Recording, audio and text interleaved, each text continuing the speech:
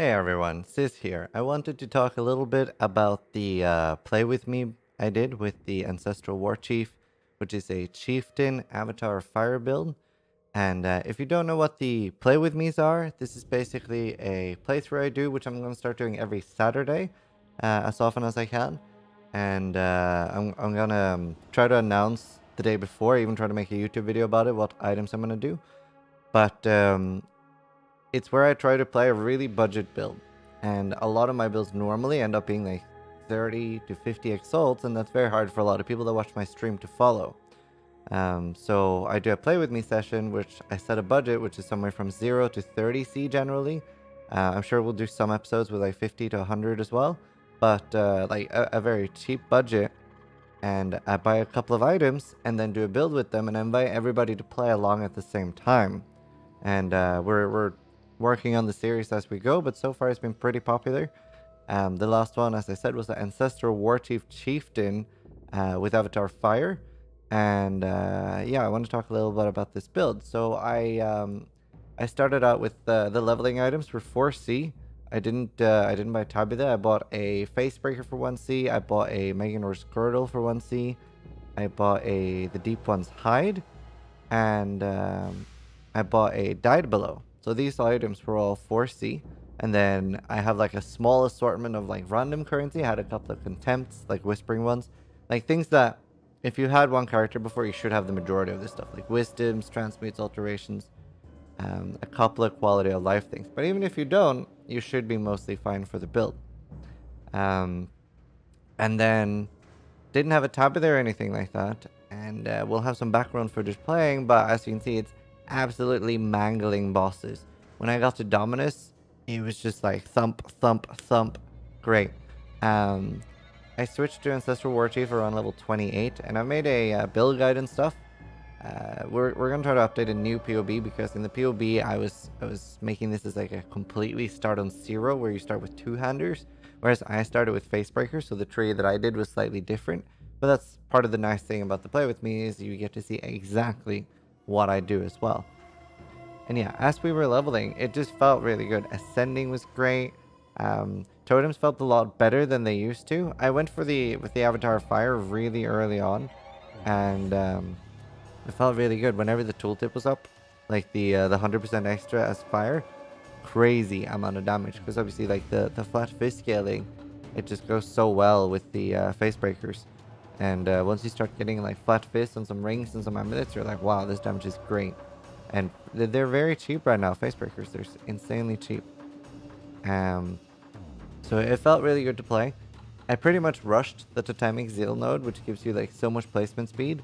In the Primal Manifestation, like notable, I actually only took the first node on the way there just to get even more placement speed early on, because at some point you start like just flicking and a totem appears, right? And that feels really good. Now there's a couple of drawbacks on this build that doesn't feel that great, and that's the activation timer that it takes for the Ancestral Warchief to start doing damage. That's definitely a big downside. I didn't enjoy that, but it's a lot better than it used to be.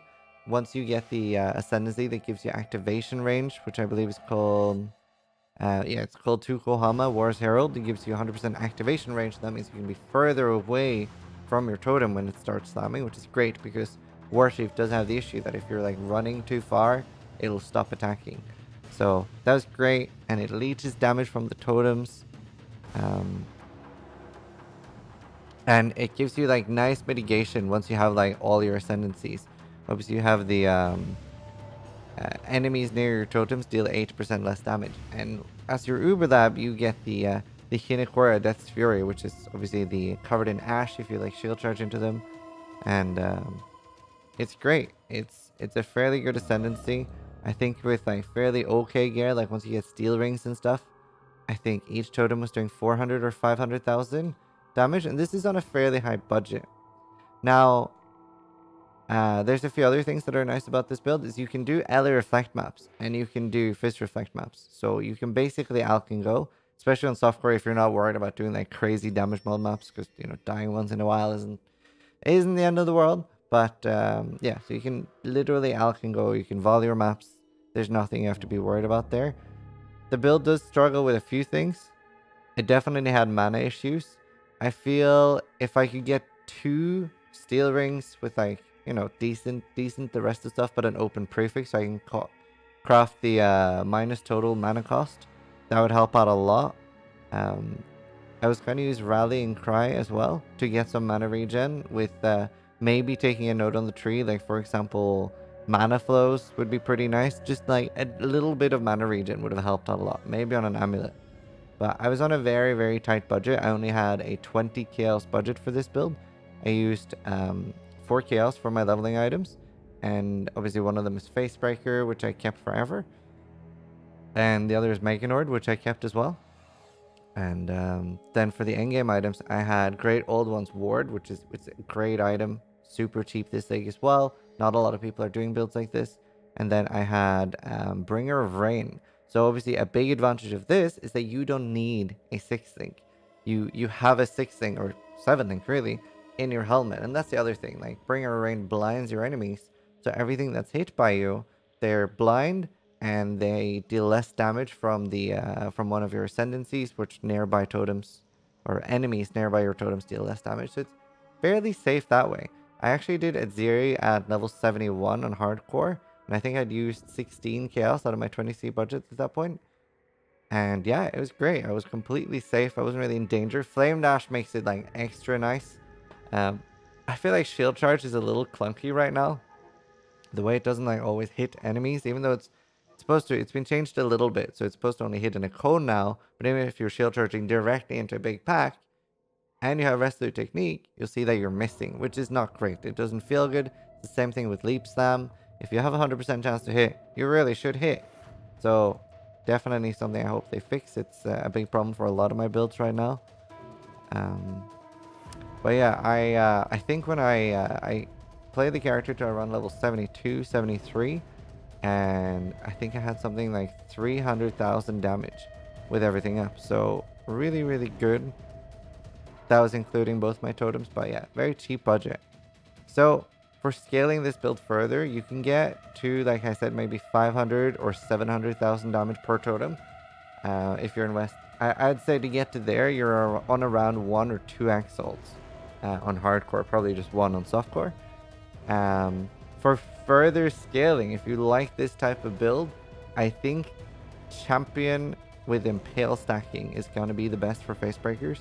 I think you're going to see some crazy numbers, and I do want to do that. I actually might do another Facebreaker episode soon with like Champion and Shield Charge, but that would depend on Shield Charge getting fixed, because I don't want to Shield Charge into things and just not do damage for no reason. I want it to be because of my accuracy being low or something.